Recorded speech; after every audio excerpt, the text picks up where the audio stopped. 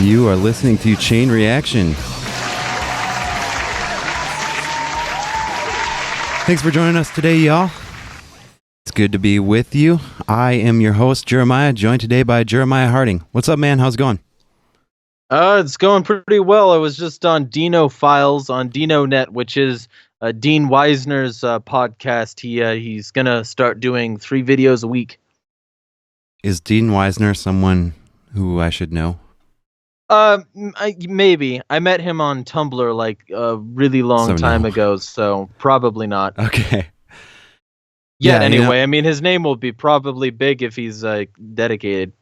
Yeah, if he does enough good quality videos. You know, I think pretty much anyone who started a podcast in the last year is a bit of a fool in this saturated market.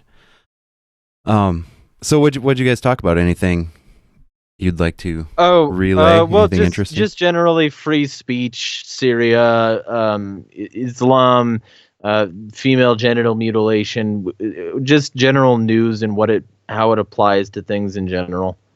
Okay. Is he an anarchist? Yes, yeah.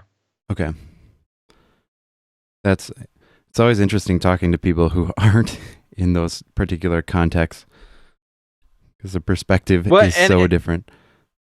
And the great thing is, like, I actually have a few people interested possibly in talking with either just you and I on Chain Reaction, or just me on Moment of Rage, that aren't anarchists, and that might be interesting. I have to see what melts down. What does that mean? What melts down? Well, what's still there after time and heat. Okay, I gotcha. Sorry, I'm adjusting the audio a little bit. I came in a little hot, and I can't quite find the right level for me, but I'll just deal with it. It's wrong in my ears, I think. So today, a few things I wanted to talk about. Well, one, I think later someone is going to be talking to us in the YouTube chat a bit about Syria, which is a topic that we have discussed a lot on this particular podcast, simply because it is such a big deal right now in the news, and has been a big deal for a lot of years in terms of U.S. involvement. But the ramping up of the Trump administration has been pretty horrific, and the deception surrounding what's going on in Syria is very constant. And I think I mentioned this before, but one of the Coburn dudes said that there was more deception around Syria than anything he's ever seen since World War I, which is a pretty damn big deal, because every single war the state goes into involves deception. I can't think of any major conflict where they weren't lying.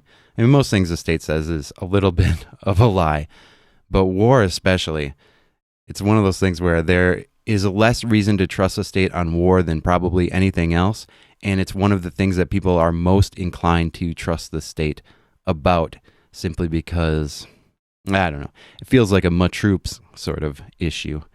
It might be the reason why they insist upon trusting the nonsense that comes from the mouths of politicians. So we might talk about that a little bit later.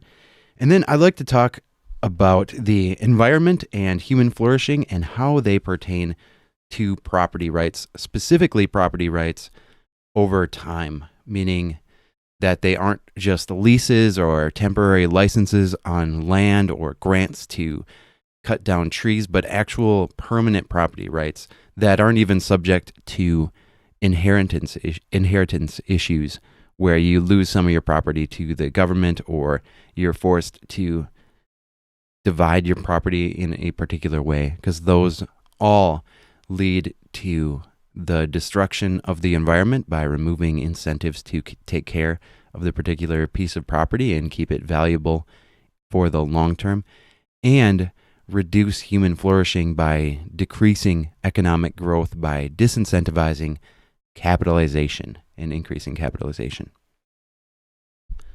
Well, that's kind of the plan for the day. Nothing in the chat yet, so we'll move on.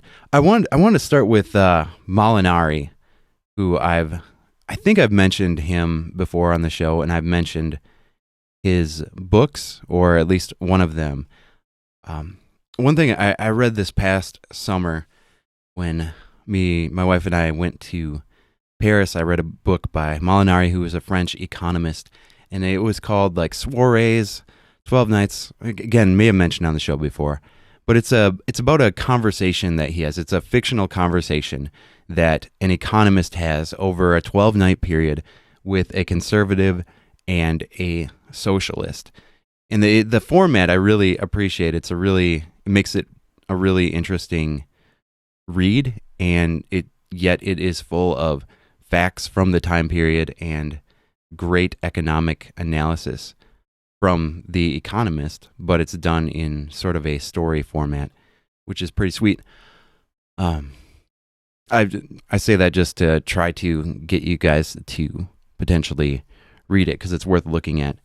It's a fascinating take. But one thing he talks about is he discusses mines, and he discusses mines in the context of continued ownership of mines. Because back before the 1700s, back before the French Revolution, late 1700s, the king was the owner of the mines. And this is all from the Soirees book. King was the owner of the mines, and he gave out licenses as he chose for whatever reason. Sometimes it was based on some sort of merit, but it need not be. He's the king. Then the big French Revolution happened, and theoretically the property was going to be freed up so that now the people could own the mines. That would have been nice. But the politicians after that determined that subterranean property, including mines, was going to be the property of the state. It was government property and belonged to, quote unquote, the nation, which really means belongs to the politicians and the people close to them.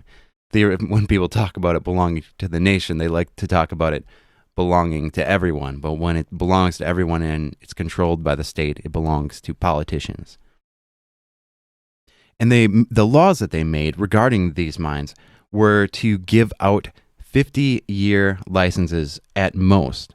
And the state could remove them at any time for various sorts of reasons. But this had an incredibly destructive effect on the production of minerals in the area, because people didn't know, or they knew that their property wouldn't be theirs in 50 years. And without the assurance of long-term property rights and long-term ability to make money off of the mine, they didn't invest as much in capitalization. Molinari puts it like this. He says, undoubtedly, the most destructive clause in this legislation was the one limiting the length of leases. Given the huge capital investments mining demands and the preparatory work, sometimes stretching over several years, it was important, above all, that entrepreneurs be assured as to the future. To limit their enjoyments of their rights was to force them to limit their efforts to invest. It was to place an almost insurmountable obstacle in the way of their developing of the mining of minerals. Jeremiah, I have more to say. Do you want to make any comments or anything? I don't like occupying this time. I just sort of had, kind of a plan. Oh, well, definitely finish. Whenever you're ready to start talking Syria, we've got the person who wrote those 2 posts. Okay. Well, I want to read one more thing from Molinari, because it reminds me of so much. I mean, he's writing in 1849, and what he writes and the way that he talks about humans and individuals and companies and their interactions with the state, just as I'm reading this, thinking that's exactly like it is now, 170 years later, and the way that the state cripples the economy and then gives it some crutches and says, hey, now you guys can walk, or encourages people to walk with carrots. So he's talking still about the way that these mining laws and their effect on really the wealth of France. He says, so what is the result of this law? It was to reduce to the minimum the mining of minerals. Who would want today to be a discoverer of mines? Who would want to specialize in finding new deposits of various minerals? Before a discovery can be exploited, does one not have to lobby for a license for long years? And having obtained it, submit oneself to an irksome surveillance and brutish directions from the administration of mining? What would happen to our agriculture, I ask you, if our farmers could not remove a shovelful of earth without the approval of some official from the Ministry of Agriculture? If they could not sell the merest parcel of land without the say-so of government? If, in a word, the government took it upon itself the right to take their property from them at will, would not this be the death of our farming? Would not investable funds soon turn away from so detestably oppressed an industry? Well, in fact, investment capital has been turned away from mining ventures. It has been necessary to grant them special privileges to attract it back. It has been necessary to keep out foreign competition, and there has thus been facilitated on the domestic front the establishment of an immense monopoly to persuade investment funds to venture to participate in an industry subservient to the government's good pleasure. It has been necessary to burden consumers of mineral products with some of the damage inflicted on the ownership of mines. Is this not barbarous? All right, let's talk. We'll diverge into Syria a little bit, as long as it's in the chat, because I don't want Well, to. right now they're discussing beards. So, Oh, excellent. A whenever lot you're of beards in ready, Syria. you can start posting about Syria. But yeah, the beards are actually just a cover. So, What are the beards covering for? well, they're to make us look like Taliban, so that they Okay. assume that we're sympathetic. Yeah, I try to keep my head a little more shaved than this, so I look more like a neo-Nazi. I sympathize Exactly. with a different crew. Well, see, but we're on different fronts of the faux sympathy. You've got to sympathize with the neo Nazis, and I've got to look like it, like I have a turban in my closet. Yeah, and we're teaching people not to judge others by what they look like on the outside. Like, don't think that Harding is a Muslim just because he's got the beard and looks like he might have a turban in back. And don't think I'm a neo-Nazi just because my head is usually shaved and I'm very pale and I have a giant swastika tattoo on my back. Those are not legitimate reasons. They're just labels. Yeah. Labels that divide. I'm. Is anyone giggling about being lectured by a man in a Teenage Mutant Ninja Turtles t-shirt? You guys, I don't normally keep track of the chat because it gets me really distracted, and I got enough in my brain that distracts me anyway. All right. I'll wait for Syria, I guess. Yes, yeah. Whenever you want, you can start basically summarizing your article, because the guy wants to summarize little parts of his article so that we can get a better idea of what we know about Syria. So that we can get a better idea? As in the people who have not read the article yet. Gotcha. All right. Harding, any thoughts on property rights? Or Syria? Do you want to sum up Syria? We're never waiting for chatters again. Exactly. I like the idea of it. It is just not as effective in practice. Well, I do like the analogy of disabling somebody and then saying that without the assistive devices you wouldn't be getting around so well. The way I heard it first was wheelchair. Yeah, The state is going to break. Yeah. I don't remember where I heard that first, but I do remember hearing that and thinking that was a perfect and apt analogy, because the U.S. government hobbled the economy, for instance, and then says, well, without our welfare programs, without our infrastructure programs, there would be no without our police force and our firefighting services, there would be no order. You've got to go with our services because they're available. Yeah. the one that I was reminded of most while reading Molinari is the healthcare system.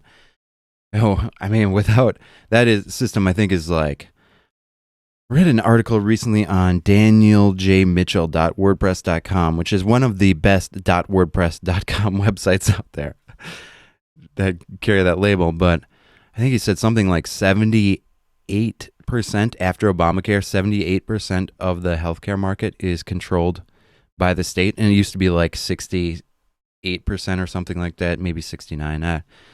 The last numbers might be flipped.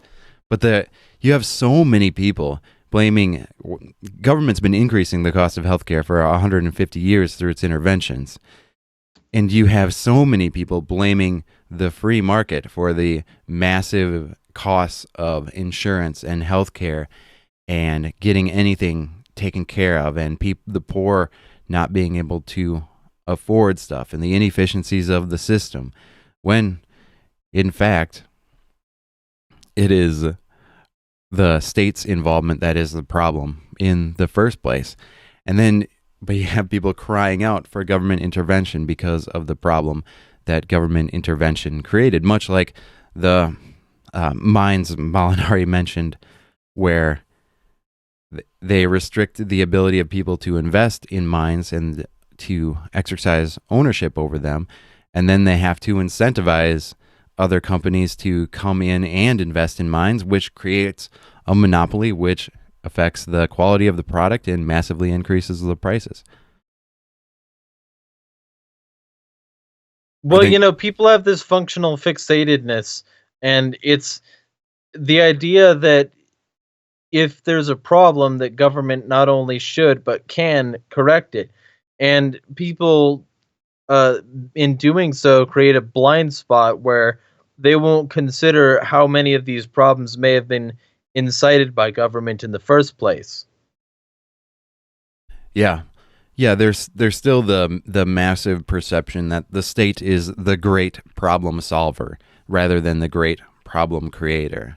Because and the benefactor of those problems. Yes.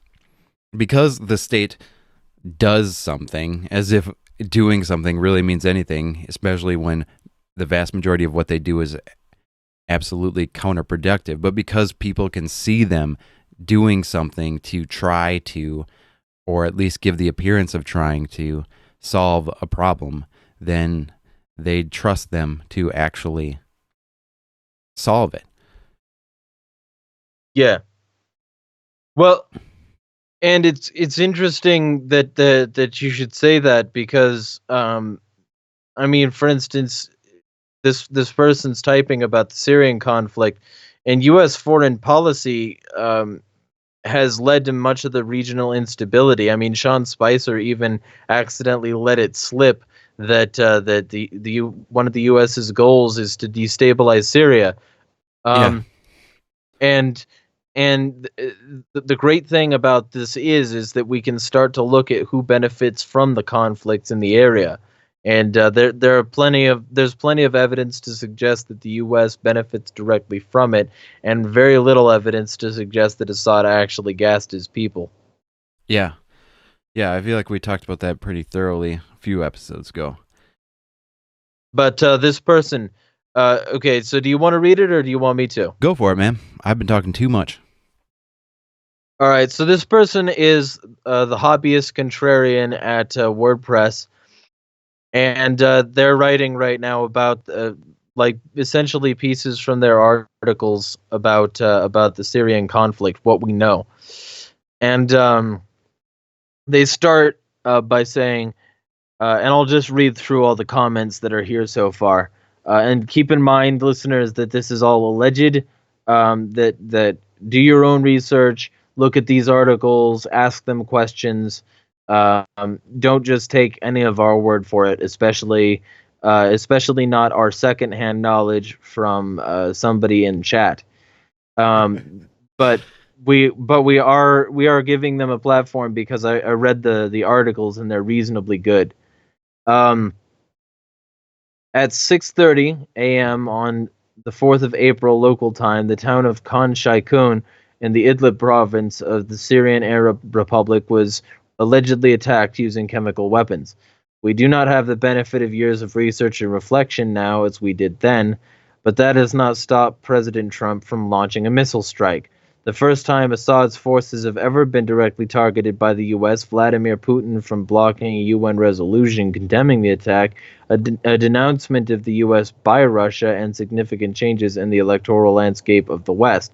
Unlike in Al Ghouta, where we are disadvantaged in that we do not have a UN investigator to refer to to cement the facts of the situation.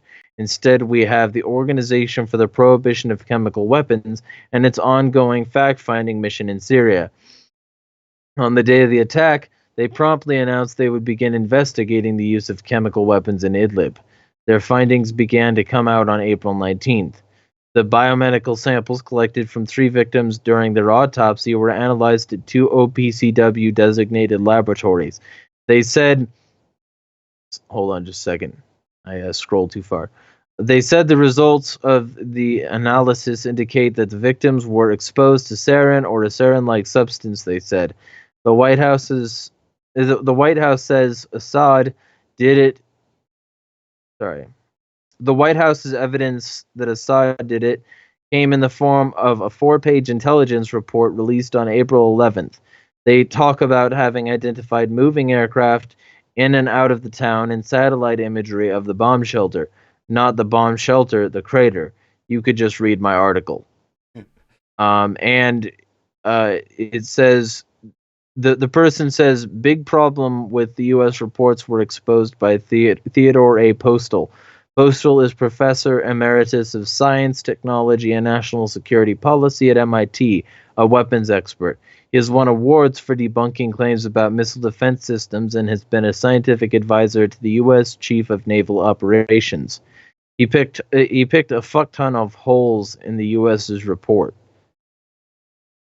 So I would recommend reading the articles definitely.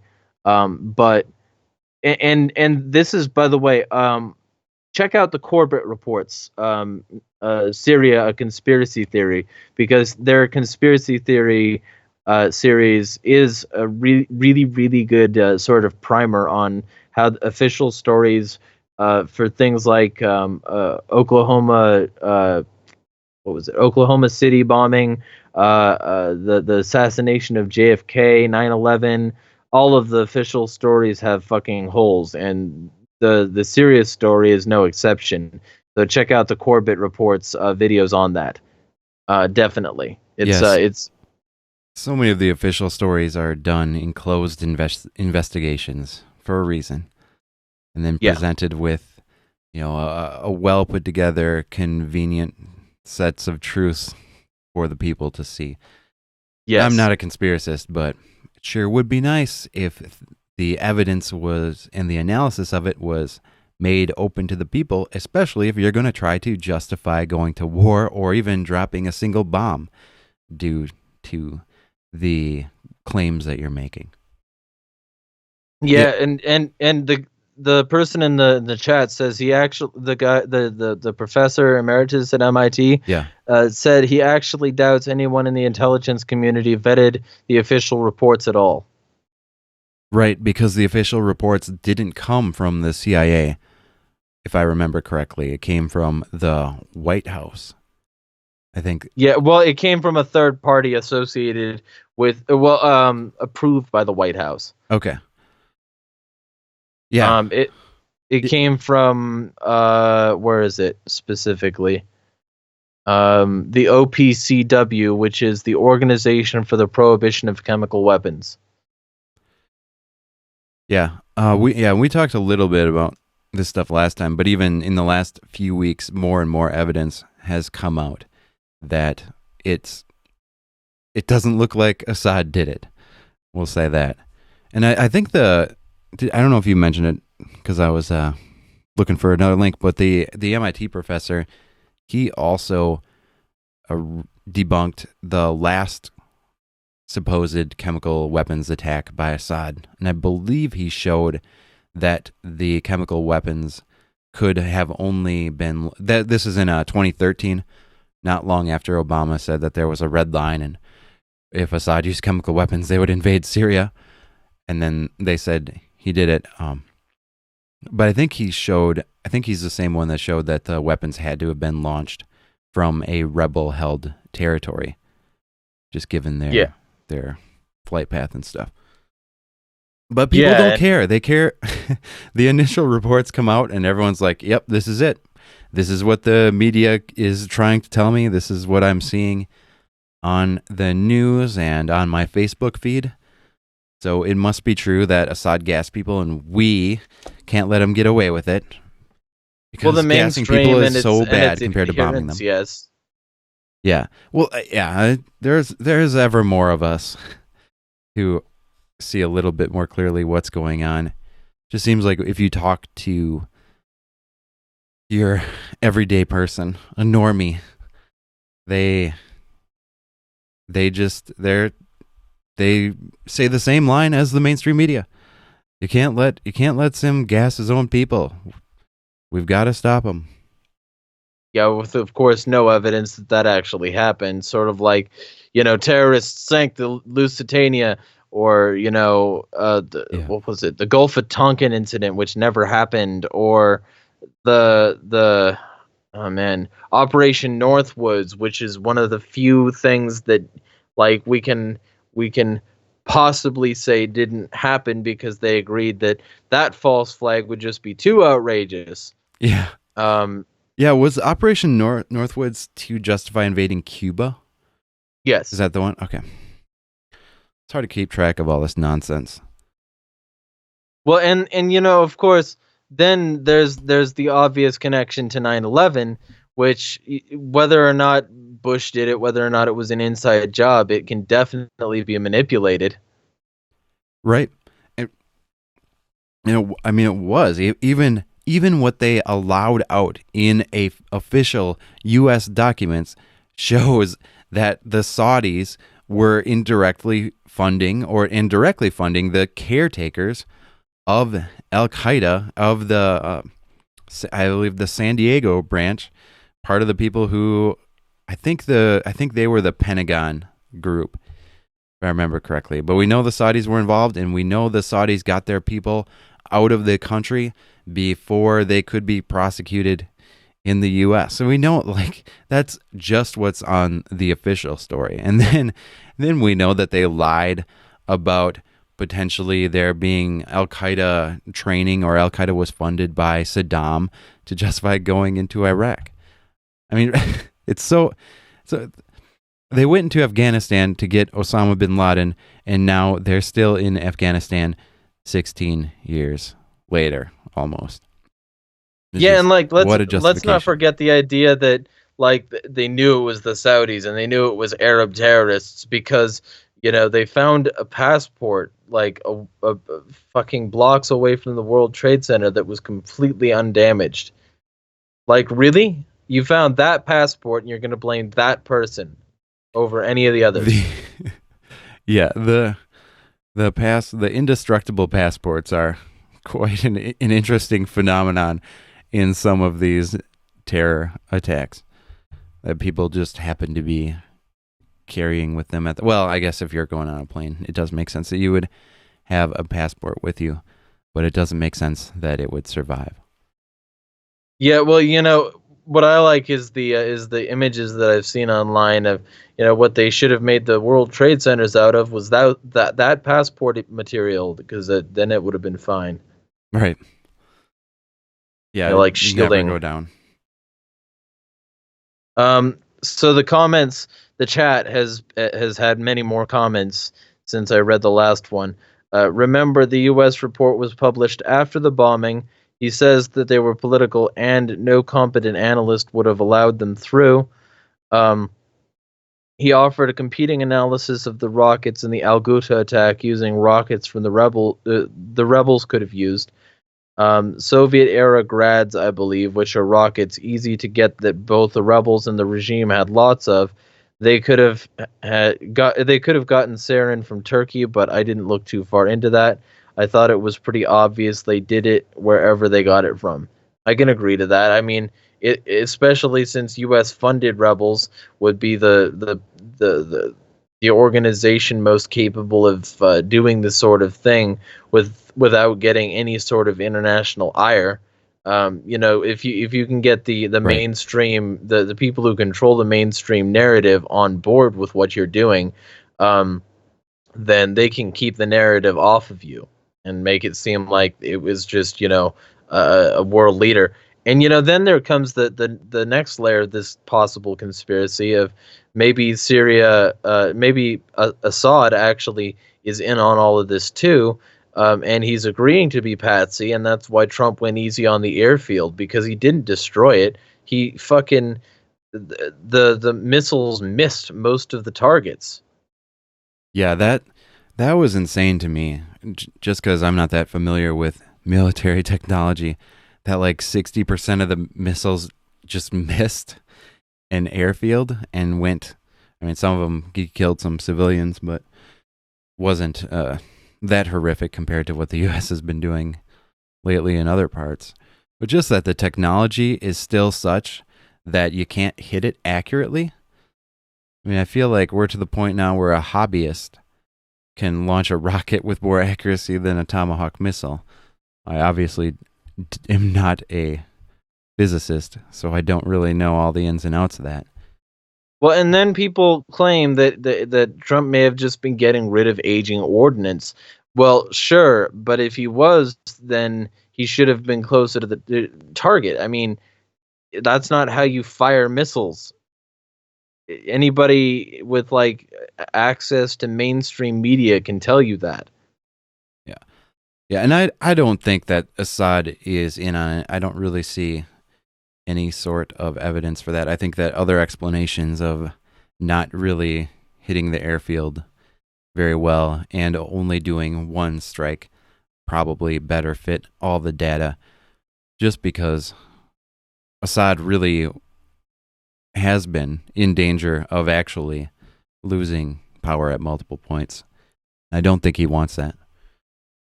Well, he certainly doesn't.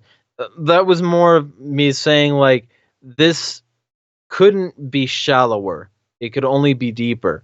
And Gotcha. so it's sort of like the Vault 7 thing. Like the CIA is supposed to spy on foreign parties. They're not supposed to domestically spy. But now we find out that they have the ability to do basically what the NSA has been doing this whole time with, X-Key Score, Prism, all of this other shit. Yeah.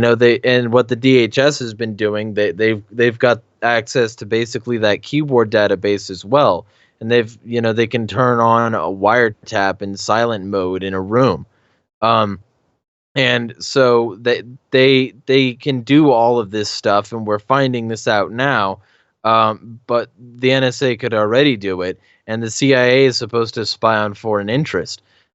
So the only thing that we found out is that it can't be shallower; it can only be deeper. Conspiracy theorists can't lose.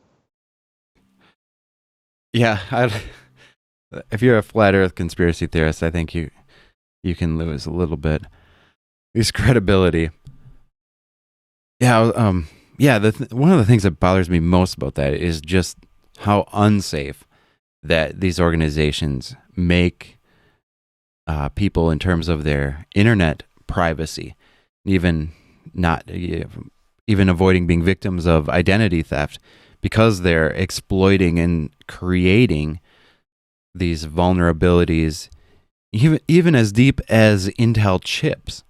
They're creating these vulnerabilities that can be exploited by non-government agents who are looking to mess with someone or more likely get money through identity theft of some sort.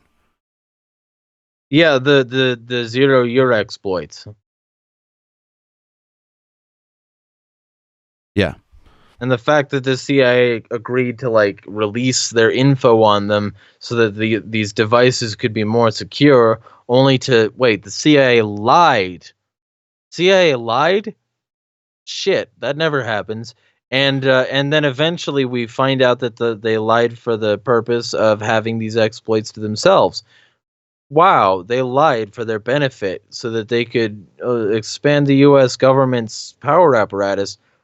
Man, that never happens. This is totally new. Yeah. The funny part about that is I've had people say to me that, or people be just shocked that I would doubt the reports of the intelligence community on things like Russian hacking, that I wouldn't just assume that they're being honest with me and honest with us about that. So even though these organizations, the CIA especially, are in charge of lying to people, and even though by their own laws it's illegal for them to have secretive propaganda presented to the American people through media outlets, and even though their self-interest is in the deception of the American public, and they have a long, long history of lying, people still trust them, and they expect that every American should also trust these known liars. Because, I don't know, groupthink or public school, I think a lot of what we talk about goes back to that. How do you do Well, people? of course, they're Get 'em at basically the kids. same thing. Yeah. Yeah, And the one often the causes the comments, other. the comments section, by the way, well, the chat says they claimed 20% of the Syrian Air Force was destroyed. Dean Weisner also says, who I was on the Yeah. last podcast with, says 60 launched, one went directly into the drink, and 25 made it to target. And Hobbyist Contrarian says Assad looked genuinely confused when that figure was raised in the interview he gave, the 20% figure. And he said quite a few planes were destroyed, but most of them were old, and his ability to launch strikes wasn't really affected. And Dean Weisner said they launched a bombing raid out of that very airbase the next day, if my information is right. Yeah, I remember that. Well, Yeah. they have a, like, I think it's a good sort of political move, political theater kind of move. It looks good to bomb an airbase, but the U.S. and NATO in general has this real problem that if they are seriously disabling Assad, there are only two groups in the area, if Assad loses power, who are organized and well equipped enough to take power. And that's Al Qaeda and ISIS. And that is not what they desire, I don't believe, because U.S. allies in the region don't want that to be the outcome. I think it's more likely, Scott Horton's brought this up, that Israel really likes the idea of Assad and these rebel groups and ISIS just fighting eternally, constantly weakening each other and not being a check on Israel's power in the region. That makes most sense to me in terms of desired outcome and what they're sort of pursuing. And if you disable Assad too much, you have more of a mess to deal with than I think that they want right now. Well, they want just enough stability that they can keep their regional footholds established and keep the resource and territorial flow going in their favor. If any one power is too demolished, then they lose the ability to control the flux. Yeah, they lose influence, and as long as you can keep this feud going, this war going in perpetuity, then you can keep funneling money and resources and justifying military growth and military action.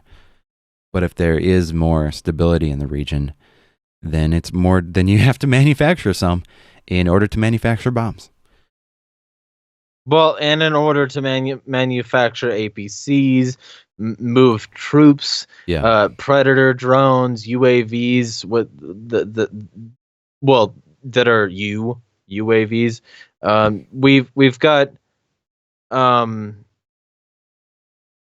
We've got a huge apparatus for control, and the only way it can maintain itself is if there's something to control. If people start controlling themselves, if nations have sovereignty, people lose money. Right. All right. Well, fiat currency anyway. Yeah, especially if a country doesn't go along with U.S. U.S. dollar. Doesn't roll with that like Syria. Um, we've talked about war a lot. I want to get off it a little bit, if that's all right with you. Oh yeah, yeah. Yeah. Can you? I'm just gonna kind of throw this to you. Can you explain a little bit why the protection of property rights protects the environment? I made up a word there. Well, because a lot of the environmental instability is directly resultant of the safety net present in things like the state. Um, like I always make this point wherever I can that I don't want to hear any environmental advice about lowering the heat output or my carbon footprint from people who still test nuclear bombs. Um, Right. but these people, the same people that test nukes, those people also provide the safety net for multinational corporations to get away with things like massive spills. I mean, the Dakota Access Pipeline Company, I forget what the name of that company is, but they recently spilled a fuck ton of fracking fluid, um, Oh, and they've done this twice in local wetlands, and this fluid has a tendency to dry up the wetlands. It has a tendency to basically take up the space that the water would have. Um, and like when you can just call on the government and say, well, we'll accept whatever legal penalties we have to make this go away. It doesn't incentivize you to be good to the environment. It incentivizes you to avoid PR disasters so that your company can keep doing what it does best and hiding disasters. Um, it, if we had an anarchic society and people had to take direct responsibility for their actions, not only would the environment be benefited, but it would be a better environment for ethical action, period. And on a more specific level to the environment, they wouldn't have the state there to say, well, they fulfilled our requirements for the environmental impact that they've supposedly done by action X. right. Um, they They're now so they're protected. free to go. Yeah, and if they fulfill the state sort of requirements ahead of time, in many cases, they're protected from future lawsuits regarding property rights and from future action by the state, even if a disaster does happen, and even if some property is destroyed in the process of whatever they're Yeah. doing. As long as they've followed the law, in some cases, they just become exempt. Yeah, and of course, the even from just natural disasters, humans would be better off without the state. Like I still remember seeing Walmart trucks getting blocked by FEMA when they were trying to go in for Katrina relief, you know?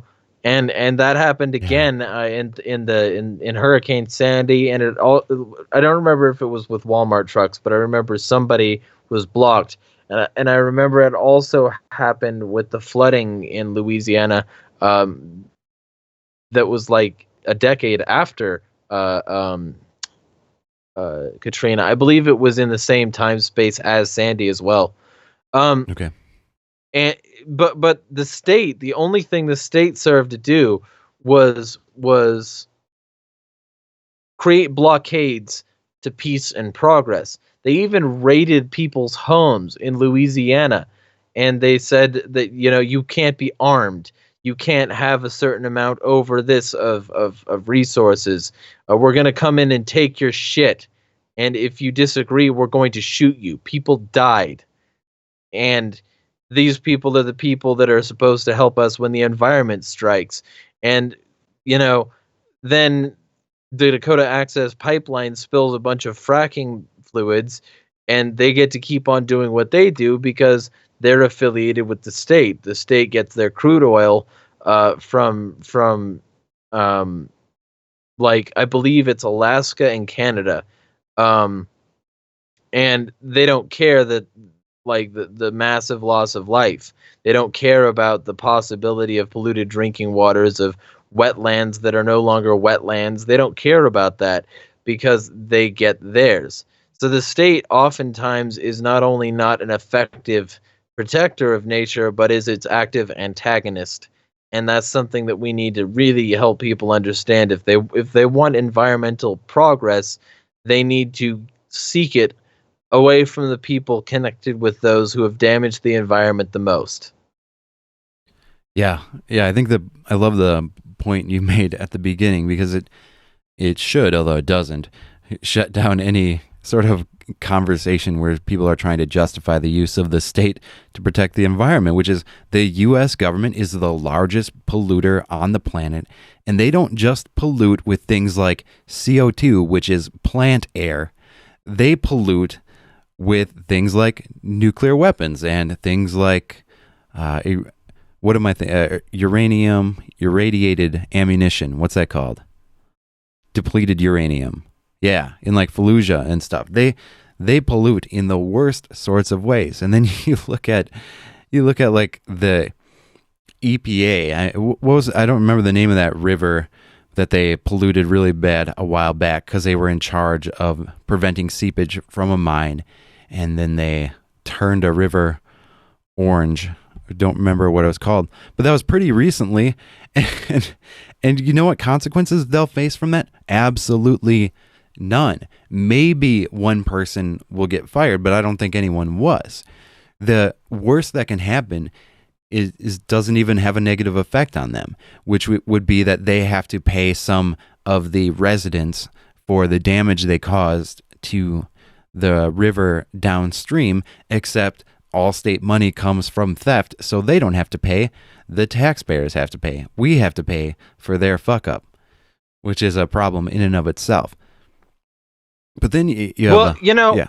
The future generations have to pay for it because tax dollars don't go to anything but interest and principal on government loans that create debt and our fiat currency. So the real thing that sucks is that our environmental fuck ups aren't being paid for by us.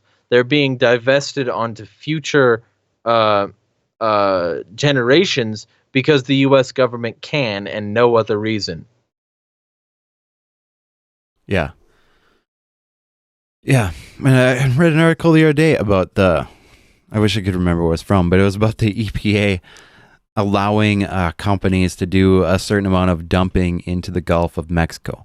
Why? Why is that allowed? Because the state claims arbitrary ownership and illegitimate ownership over the waters and the waterways, including an area surrounding the U.S. border. They have absolutely no right to it. They haven't homesteaded it. They haven't even homesteaded the land that's nearby it. But they claim a right to it. So then they also claim a right to pollute it and allow companies to do that. Just dump shit into the ocean, which is not something, if that area was owned by another individual, not something they would be cool with, and something that the polluters would face some sort of legal ramifications for in the context of a free society. But because you have state-owned property, it suffers from the tragedy of the commons, and the individuals who are able to control it use their ownership of that property for their own gain in some way. Typically, there's a handful of angels that maybe do not, but they are few and far between. Humans are self-interested creatures, and if they have the power of the state to benefit themselves, many people will use it. Especially when they grow up thinking that's an ethical thing to do. Well, it's ethical because it's legal. The government doesn't do anything wrong. Because the government always obeys its own laws. And even if they don't, they can just pretend like it's fine. And no one is there to hold them accountable anyway. Well, the government doesn't do anything wrong, though. Like, all of its actions are de facto fine because they're legal. That's the ethical meter. Yeah, sometimes they disobey their own laws. But they don't care about that either. But even when they disobey their own laws, it's only because they're doing something that's even more legal. Oh, is that what it is? Yeah, some things are more legal than others. Sometimes you got to break the laws in order to help the population. And that's what the state does, really. Exactly. One just example of environmentalism that I heard from Molyneux, and just the way that these that property rights and not giving them out to people can be destructive for the environment. I heard this many years ago. For whatever reason, it stuck with me. He was talking about in Canada, a lot of times land that the state, quote unquote, owns, they will lease out to lumber companies, who then will go in, and what they do is they don't lease the land, they just sell the trees. They don't sell the land, they sell the trees. So a lumber company will go in, just clear cut it, take out all the trees in the area, and leave, and make a profit off the wood. But that is something. So then you have this entire area deforested, which isn't necessarily a bad thing all the time, but you don't then have the creation of more lumber growing in the future, and you lose that environment, that area where a lot of animals used to live in and depend on that particular kind of landscape when you do that. Whereas if this lumber company owned the land, not just had the trees sold to it by the state, if they owned the land, after they cut down the trees, they would go back through and replant a bunch of trees, because they would want that land to hold value for their company in the future. And even if it wasn't for their company in particular, they would want the land to have more value, so when they sold it, they would make more money from it. But when you take away their incentive to take care of the land and make sure that it is useful for human consumption in the future, whether it's theirs or someone else's, then you end up destroying the environment. And then people have this thing where they'll point out that the lumber company cut down all these trees, and ignore the incentive structure that the state created through its coercion over its own property.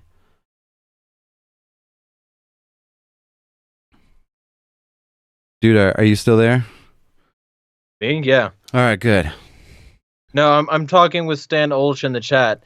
He's possibly gonna send us some information. He used to work environmental cleanup. Oh, interesting.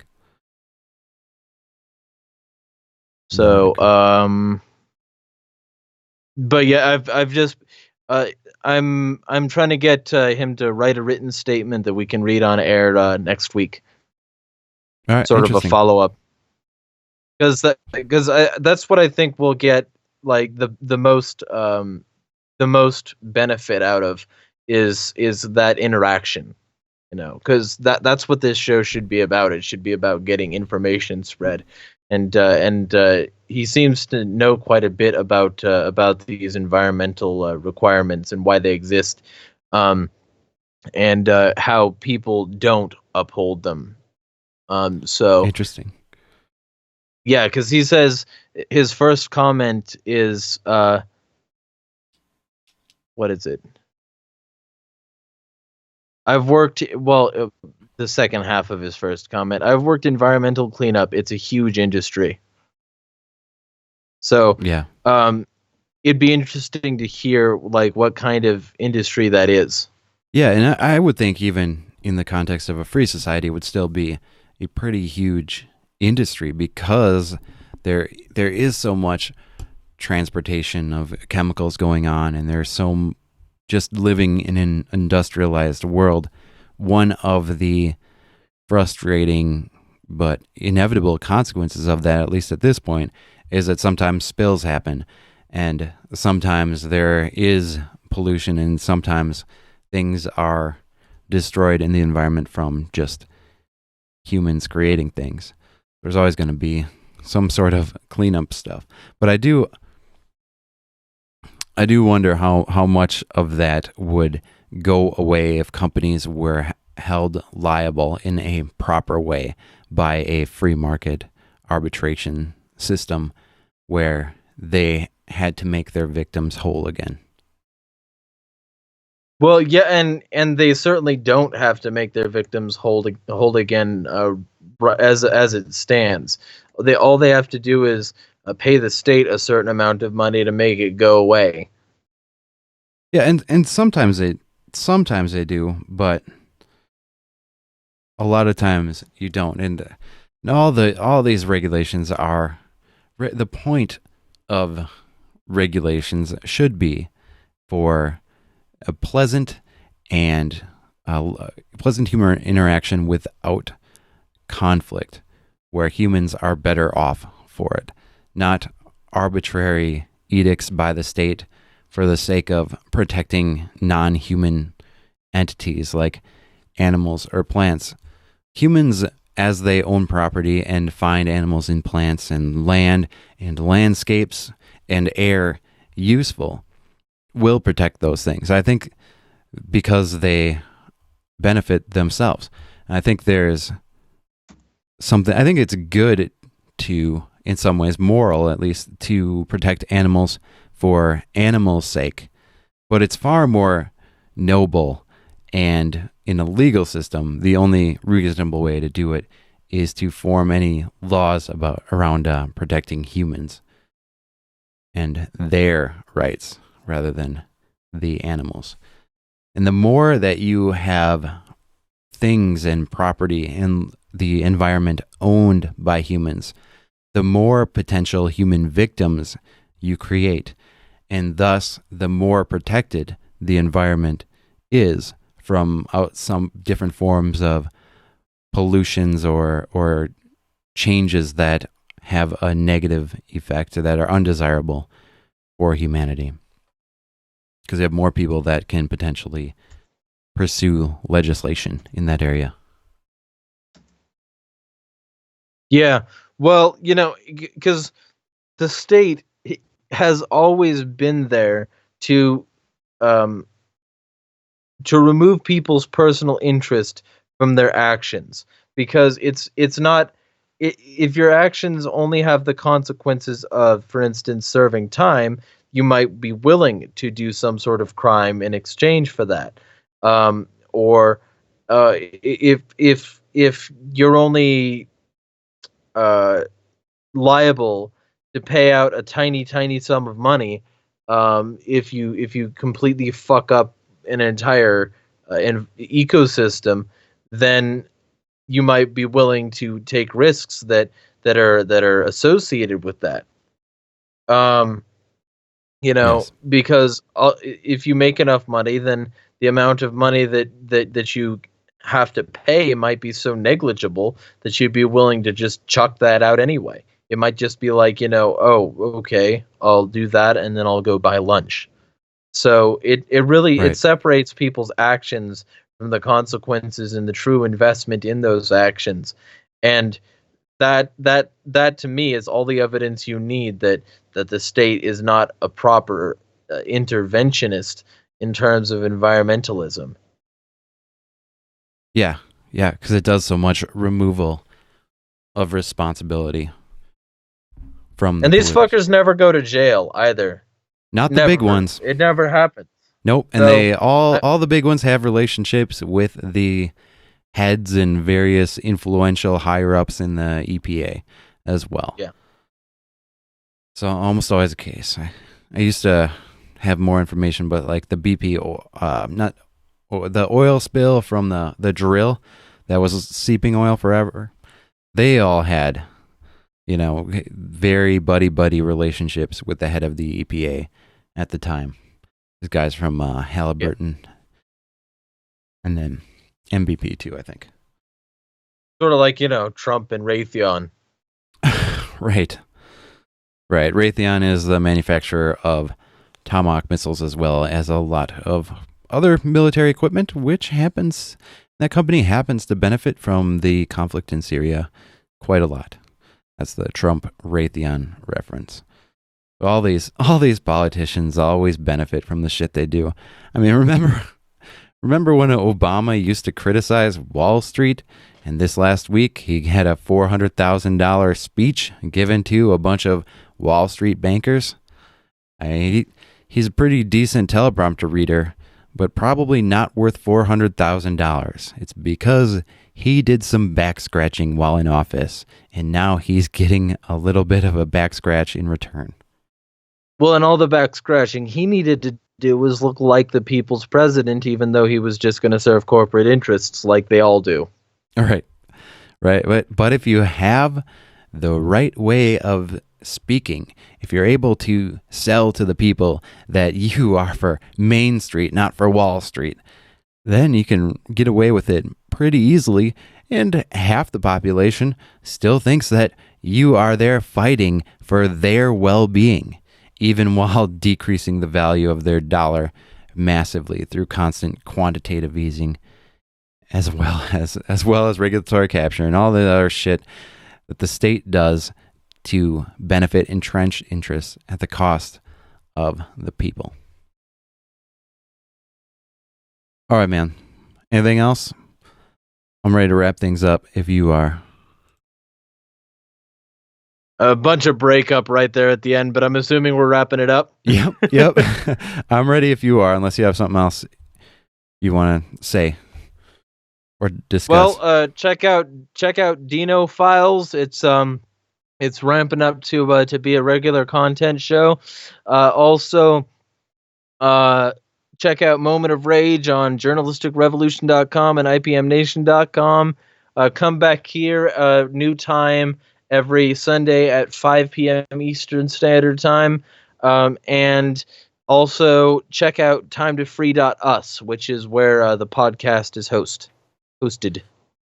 All right. Sweet. Thank you. If you want to see my stuff, you can follow me at JeremiahJM, and we also Chain Reaction Twitter feed, which I do quite a bit on, and Harding's been doing a little more this last week, and he'll pop on there every once in a while and gain us 50 followers. That's at Chain Reaction, and the T is a 1.